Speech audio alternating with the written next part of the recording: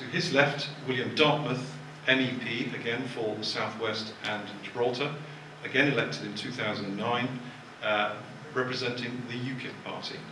And he will again be speaking very passionately, I've seen some of his YouTube videos, about the impact of leaving the European Union. By the way, the questioner says, please don't say what we joined, but we didn't join the European Union. We joined a common market, and that's the whole point. So you can't just say, don't talk about that. That's 100% of the point.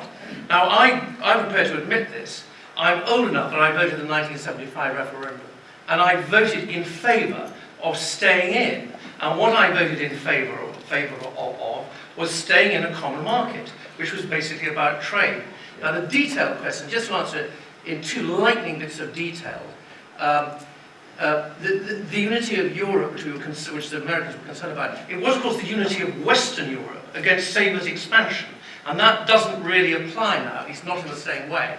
And secondly, the economic growth, it has now become apparent that the economic growth enjoyed by the original 6 countries, particularly with France and Italy, was in large part derived from a movement of people from agriculture, from working in agriculture to working in industry. And what we now find, and this is relevant to now, is that the economic prospects for the European Union as it now is absolutely dire. Something happened in the first quarter of 2016, the end of March the 31st. And I'll tell you what it was. Production in the European Union outside the UK reached the same level that it had in 2008. So they've had a lost 8 years. So you can forget about the economic growth in 1975. It's the economic growth now which we should be concerned with, and it's absolutely flatlining. And certain economies, for instance, the Greek economy, is in fact contracting. Further trade agreements. So, William, why is it going to be easy to make these trade deals? Well, first of all, can I give the context of it? The context is this. A country or a business in a country does not need to have a trade agreement in order to be able to trade. So, for example, with the United States, we export roughly, last year we exported £57 billion. We don't have a trade agreement with the United States. We never have had a trade agreement with the United States. Now, as far as exports to the European Union is concerned, the top 3 exporters, China, Russia, and the United States, do not have trade agreements with the European Union. The 6 of the top 10 exporters do not have trade agreements with the European Union. 11 of the top 20 do not have trade agreements with the European Union. You don't need to have a trade agreement in order to be able to trade very successfully, and trade very, very profitably. Now, the reason that they're able to do that is because they trade under World Trade Organization rules, which is a structure under which world trade takes place. Now, one of the penalties we pay for being a member of the European Union is that our seat on the WTO is in abeyance. We only have observer status, and we're subsumed as one of 28. Now, that's the context. Now, the specific question is, why is it so straightforward to basically have a trade agreement? The reason is this. There are 2 reasons. First of all, as a question of fact, the European Union has got trade agreements with the Republic of Madagascar, with the Seychelles, with Belize, with Chile, with all sorts of countries all over the world. And so it would simply make no sense for them not to have a trade agreement with the UK, even though we don't actually need one. Further to that, we're actually running a massive trade deficit with the European Union. Now, in terms of mercantilism, which is the basic French idea of mercantilism, which is what China is doing now, in public policy, that may not be a very good thing. But it is a rather good thing if you want to make a trade agreement, because there's a commercial imperative for there to be a trade agreement. So I'd sum it up in one sentence of 8 words. A trade agreement with the European Union on Brexit is not necessary. It's not necessary at all.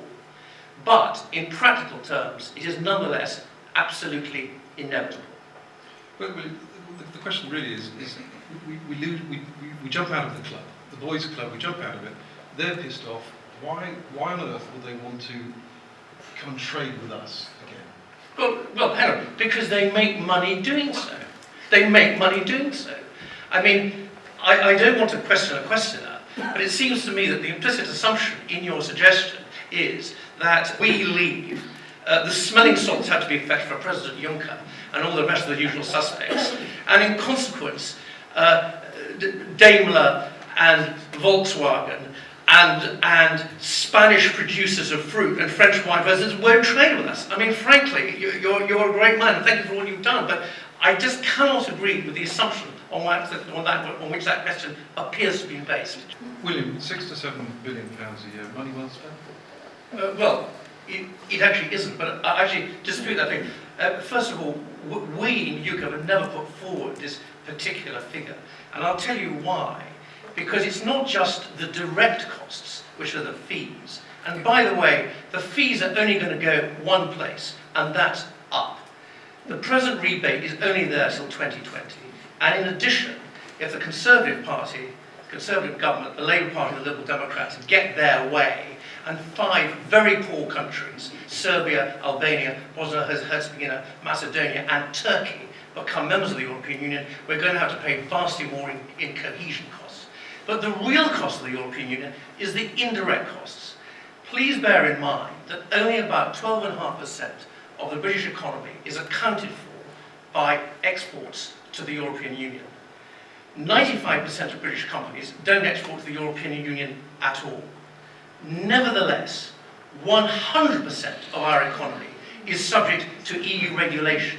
And if you look at that, plus the cost of, for example, the common fishery policy, the corruption, waste and fraud in the EU institutions, the possible costs of bailing out the Eurozone, we've already made some payments to Greece, fines, DEFRA, which deals with farmers, was fined £680 million just the other day by the European institution. You're looking at total costs, indirect costs, of over 100 billion a year, and that is the cost that we ought to be looking at. And that is certainly 1,000% not worth it. In terms of lightning thing in terms of trade, services, Julie Girling was absolutely right to say there's all sorts of disruption in services. The single market is only complete 5% in terms of services. 95%, it isn't actually complete at all. And then the average tariff, and then this phrase about trade at risk.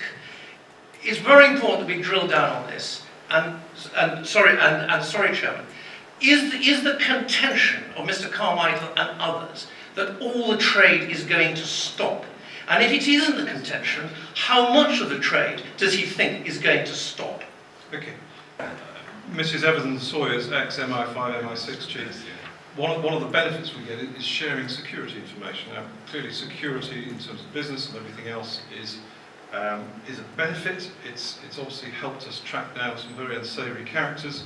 I think that's great for Europe, but they're saying that if we leave Europe, we won't get that benefit. We'll be outside the club once again. I'm intrigued with that because obviously there are various contradicting opinions. William Dartmouth, what do you say about our security? Much better, but let's talk about our security in it. First of all, the UK has been a member of Interpol since 1923. Police forces and security services can cooperate perfectly well, perfectly capably, without being in a political union. Now, further to that, we're not very far from GCHQ here, and the fact of the matter is that the cooperation between the United States and the UK's security and intelligence services is much greater than now, than ever has been, ever will be, between the European Union and the UK security services. And the last time I looked, and perhaps you'll disagree with me, we aren't in a political union with the United States. And finally, I'd also make the point, if anybody wants a slightly more bit of refinement on this, is that at the time of the Paris bombings, the first lot of Paris bombings, not the second, when all those people came from Brussels, Belgium, a place where I spent a significant amount of time, as Julie Girling does, ex-President Sarkozy of France complained about the lack of cooperation between the French and Belgian security services, even though they are in the political union. Now also, and if we remain in, we've got visa-free travel from Turkey coming up in the next 6 months. We haven't got that yet. That's not going to Hang on, we're going to have it in the next 6 months. The government are committed to full Turkish membership, and all that puts our security at profound risk. It's exactly the other way around from how the question was put. I think with respect. I think the Thank you, are we going to be a threat from terrorists walking through our borders? So sorry. Again, I think it's odd the way that you pose the question. What the point is this: so long as we're in the European Union, all the citizens of 27 other member states, and if the government and the establishment parties get their way, by the way, I think it was the Green Party, it'll be 32 other member states. They have the absolute right to live, work, settle, and settle in the United Kingdom and enter into the United Kingdom. The only thing they have to do is they have to show their passport. That's all. They still have the right to come in, and that's what the point is. And the other thing I will just say is, it is absolutely remarkable when one goes to these things that the people who are in favour of remaining, they always say, "Isn't it wonderful? We aren't in the euro. Isn't it wonderful? We aren't in the Schengen agreement.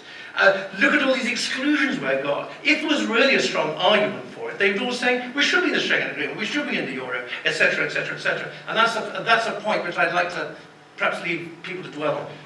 Well, when you talk about Australian-style points, it's also what the United States insists on as well. And with respect to Mr. Carmichael, nowhere in his very eloquent speech did he mention even once, did he explain to us why that in order to get skilled people, you have to open the door to hundreds of millions of unskilled people. And Mr. Chairman, you put your finger absolutely on it. And the fact, I would also make the point, I must quickly make the distinction between, as I'm with a very sophisticated group, the distinction between GDP and GDP per capita. The population of the United Kingdom at the moment is about 60 million. If you doubled it to 120 million, we would have a higher gross domestic product. There's no question about that. We would. But in terms of gross domestic product per head of population, it would go down. And for years and years and years and years, the wealth of a country was always measured by GDP per capita, not by gross GDP, until the BBC got going on it. And if you just measure it by gross GDP, you will then find that Bangladesh is a richer country than Switzerland, which of course doesn't make any sense at all, and is demonstrably and palpably untrue. And I'll just say, and I think it's very important, the gentleman over there with the beard, who made two great questions, by the way, two great points. He said that we've had open borders and immigration for years and years and years and years and years. Well, that's not quite true. The big build-up in immigration in this country happened at two times. 1997, when the Blair government dropped the primary purpose rule, and in the context of what we're talking about now, in 2004, when the A8 countries from Eastern Europe came in, and we were the only country that gave, rightly or wrongly, that gave a completely open door. The fact of the matter is, yes, we do want to have skilled immigrants, particularly if there's job places for them. But in order to get skilled people, you do not have to have an open door to hundreds of millions of unskilled people. And that's really what the point is. And so long as we remain in the European Union, we have to have an open door to hundreds of millions of people, whether or not they're unskilled, and whether or not we would choose to have them living in our country. Okay. I'm going to say, William, has David Cameron got greater influence over the EU than the commissioners?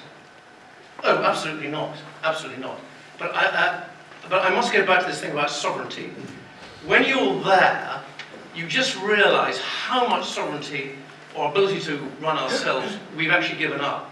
Now, I'll give you one lightning example of this. There are in this country 4 mobile phone networks, which I'm not going to read out. One of them, was going to be absorbed. So the number of networks would have gone down from 4 to 3. Now, the UK regulator thought, and I don't know whether that's right or not, that this would be uncompetitive and not in the interests of the British consumer. But the decision is not made by the UK regulator. It's made by the EU Commissioner in charge of competition. Now, as it happens, and you've probably read in the papers, the EU Commissioner did agree with the UK regulator. But the fact of the matter is that even deciding about what mobile phone networks we have, or how many we have, that's not decided by us, because we've given that right away. Now, I don't know if anybody's got any appetite to hear anything about steel. Maybe David will be the only person who will. But as you know, that China is dumping steel on the European markets, which has terrible consequences for steel producers. Not just in the UK, but all over. I've been constantly lobbied by the European steel makers. Now, the United States immediately put 300% anti-dumping tariffs on steel imports from China. Now, we, on the other hand, the chap with the shaving picture of the industry, was I never remember his name. Sajid. I'm so sorry, I don't mean to insult him, I really don't. Sajid thought that we should do the same, but the British Trade Minister does not have the power to do that. The only person who has the power is the EU Commissioner. Now, I actually wrote to the EU Commissioner about 6 months ago requesting that this happen, if I could just put my minor plug in for myself, but that's not the point at all. Now, what the EU Commissioner did, the EU Commissioner took 5 months versus for the United States 2 months to put on a tariff of 40% versus the US's 300%. So the fact of the matter is, it is sovereignty. We don't have, not only is the question is that we don't democratically have the ability to rule ourselves, it's also that decisions, which are very, very important for this country, very, very important for people working, even for something like mobile phones, they aren't made by us, they're made by EU commissioners and not necessarily in the UK's national interest. That's the point.